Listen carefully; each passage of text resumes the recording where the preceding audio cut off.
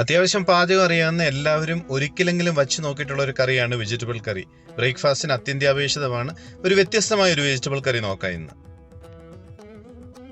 3 പച്ചമുളക്, 2 medium size ഉരുളക്കിഴങ്ങ്, ഒരു ചെറിയ തക്കാളിപ്പഴം, ഒരു ക്യാരറ്റ്, ചെറിയ കഷ്ണം ഉള്ളി, 8 ബീൻസ്. ഇത്രയും മതി 4 പേരടങ്ങുന്ന ഒരു കുടുംബത്തിന്.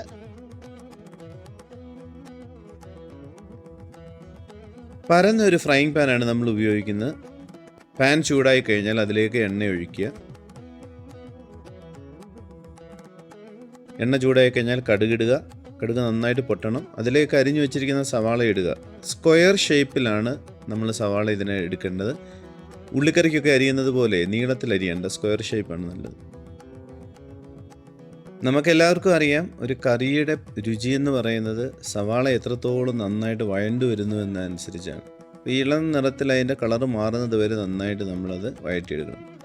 ഉപ്പിട്ട് കഴിഞ്ഞാൽ പെട്ടെന്ന് സവാള വഴണ്ടു വരുമെന്നാണ് പറയുന്നത്. ശകലം ഉപ്പിട്ട് കൊടുക്കുക. അരിഞ്ഞു വെച്ചിരിക്കുന്ന ക്യാരറ്റും ബീൻസും ഇട്ട് നന്നായിട്ടത് വഴറ്റിയെടുക്കണം. എണ്ണയിൽ എല്ലാ വശത്തും വരത്തക്ക രീതിയിൽ വഴറ്റിയെടുക്കണം. അതിലേക്ക് അരിഞ്ഞു വെച്ചിരിക്കുന്ന പൊട്ടറ്റോ ചേർക്കുക. പൊട്ടറ്റോയും പച്ചമുളകും അരിഞ്ഞു വെച്ചത് ചേർക്കുക. നന്നായിട്ടത് വഴറ്റിയെടുക്കണം. എണ്ണ എല്ലാ ഭാഗത്തും ആകുന്ന പോലെ. ഈ ഇറച്ചിയിലൊക്കെ പോലെ വെള്ളമൊന്നും ഇറങ്ങി വരാനില്ല ഈ പച്ചക്കറിക്കകത്ത്. അതുകൊണ്ട് എണ്ണയും നന്നായിട്ടത് വഴറ്റിയെടുക്കണം.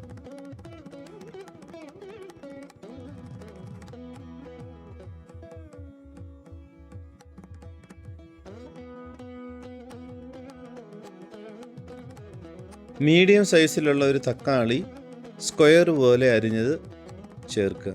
ഒരു തക്കാളി ആവശ്യത്തിന് മതി. തക്കാളിയും നന്നായിട്ട് ഇളക്കി യോജിപ്പിക്കണം.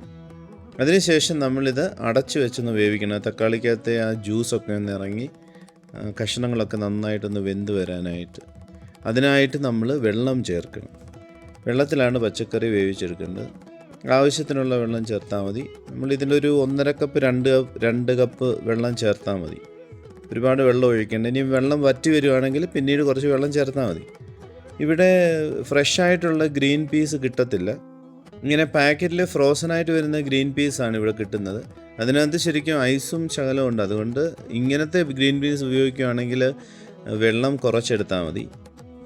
നാട്ടിൽ കിട്ടുന്ന ഉണങ്ങിയ ഗ്രീൻ പീസ് ഇല്ലേ, അതാണ് ഉപയോഗിക്കുന്നതെങ്കിൽ ഒരു 6 മണിക്കൂറെങ്കിലും വെള്ളത്തിലിട്ട് കുതിർത്തതിന് ശേഷം ഉപയോഗിക്കണം. അല്ലെങ്കിൽ കുക്കറിലിട്ടൊരു 4-5 തവണ വിസിലടിച്ചാൽ മതി. അരപ്പിന് വേണ്ടി 1 പിടി തേങ്ങാക്കൊത്തിടുക.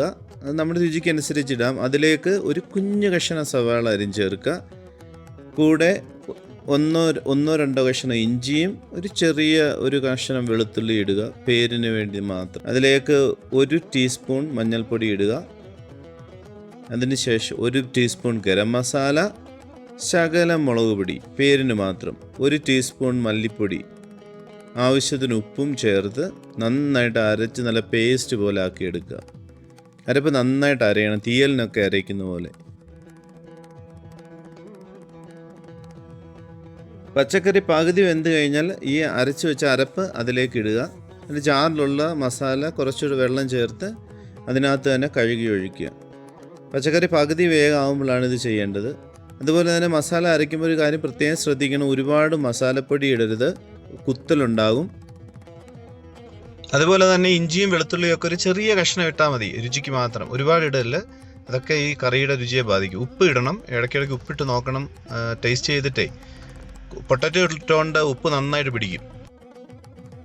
കറി വെന്ത് വരുമ്പോഴത്തേക്ക് നമുക്ക് താളിക്കാനായിട്ടുള്ള കടുക് വറക്കാം. ഇതുപോലുള്ള ചെറിയ പാനിലേക്ക് എണ്ണ എടുത്തിട്ട് അതിലേക്ക് കടുക് പൊട്ടിക്കുക.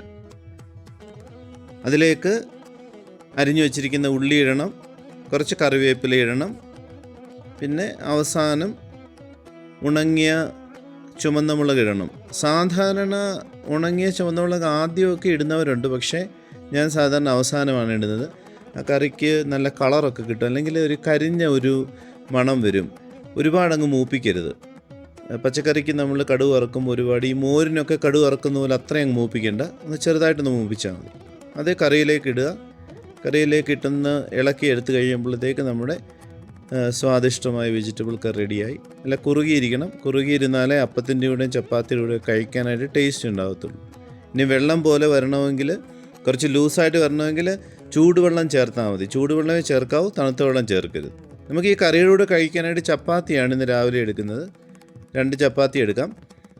ചപ്പാത്തി നന്നായിട്ട് മുരിഞ്ഞു വരുന്ന പോലെ ഇതുപോലെ നല്ല സോഫ്റ്റ് ചപ്പാത്തിയാക്കി എടുക്കണം. ചപ്പാത്തി നല്ല സോഫ്റ്റ് ആയെങ്കിലേ കഴിക്കാനായിട്ട് സ്വാദുണ്ടാവുകയുള്ളൂ. തവിട് കൂടുതലുള്ള ബ്രൗൺ നിറത്തിലുള്ള ആട്ടയാണ് നമ്മൾ എടുത്തിരിക്കുന്നത്. അതാണ് ചപ്പാത്തിക്ക് ഈ നിറം. നമ്മൾ പാചകം ചെയ്ത് കഴിയുമ്പോഴേ ഒരു ബ്രൗൺ നിറത്തിലിരിക്കും അത്.